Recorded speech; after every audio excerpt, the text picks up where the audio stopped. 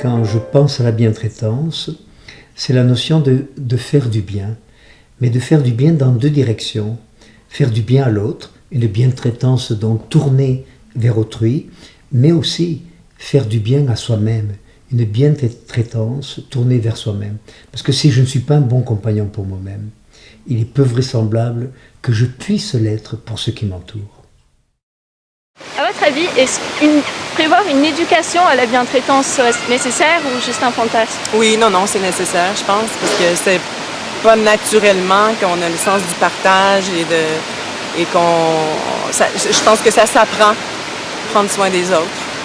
On sait pas identifier la malveillance suffisamment. C'est-à-dire que pour moi, le fait de punir, c'est de la maltraitance quelque part, même si ça paraît pas très violent. Souvent, c'est vécu comme une humiliation pour la personne qui reçoit cette punition. Ça existe aussi dans le milieu du travail. Et donc dans le milieu du travail aussi, je pense qu'il y aurait beaucoup de bientraitance à installer dans les communications. Et donc là, ça touche la formation des cadres. Comment encadrer avec bienveillance son personnel, sans le dévaloriser, mais au contraire pour affirmer ses compétences et qui donne du coup le meilleur de lui-même. Parce que quand on est en confiance et quand on est bien traité, souvent on donne le meilleur de soi-même. À votre avis, est-ce que ce serait nécessaire d'inscrire une éducation à la bientraitance? Pourquoi pas, oui. Si ça permet de faire avancer le monde, ça participe au développement de la société, pourquoi pas.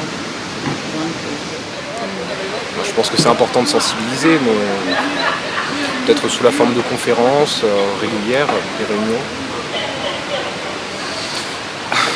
Après, juste si vous avez une remarque ou quelque chose à dire par rapport donc, à la bientraitance. J'encourage déjà.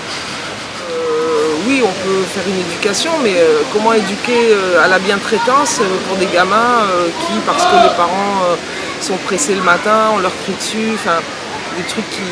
Voilà, donc c'est pas de la maltraitance au sens violence physique, mais c'est de la maltraitance d'un point de vue psychologique. Je pense que, voilà, donc une éducation, pourquoi pas, mais moi je vois ma fille, elle était en maternelle, en CP, ils sont 35 CP dans sa classe. On ne peut pas s'étonner si, des moments, il y a des choses qu'on pourrait considérer effectivement comme de la maltraitance, parce que les pauvres, les instituts crient, parce que on les reprend, parce que parfois c'est humiliant, et je pense qu'à 25, ça se passerait vachement mieux. Donc oui, faisons de l'éducation à la bientraitance, mais on n'est pas responsable de ça. C'est d'autres conditions qu'il faut. À partir du moment, je crois, où on explique comment bien faire les choses, il y a moins de risques, je pense. Voilà. Moi, en plus, personnellement, je suis infirmière. Donc, au niveau de la bientraitance, que ce soit au niveau de l'enfant ou de l'adulte, il y a une grosse notion à aborder là-dessus. J'ai le sentiment qu'il y a beaucoup de choses qui se jouent au niveau de l'enfance, mais bon, voilà, ce sont les parents qui éduquent les enfants. Donc, du coup, voilà, ouais, les parents, toutes les personnes qui s'occupent des enfants, ce serait vraiment génial qu'elles puissent être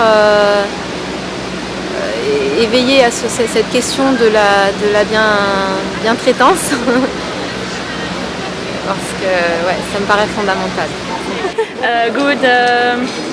Comment tu dis traitance?